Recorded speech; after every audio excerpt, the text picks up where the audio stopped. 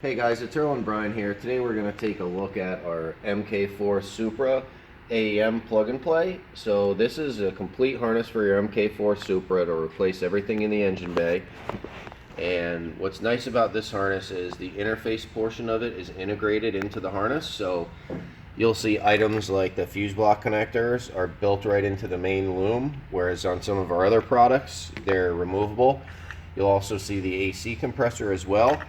And a key feature is the boot will come on the harness and it will already have the metal grommet that bolts to your firewall. And the last thing that you'll notice is where typically our interface would attach to our engine harnesses, this is a direct plug and play underneath your dash, which is going to make it a little less cluttered and make it for a little bit of a cleaner, easier install in the dash area. So this also has other features to control your factory fuel pump controller.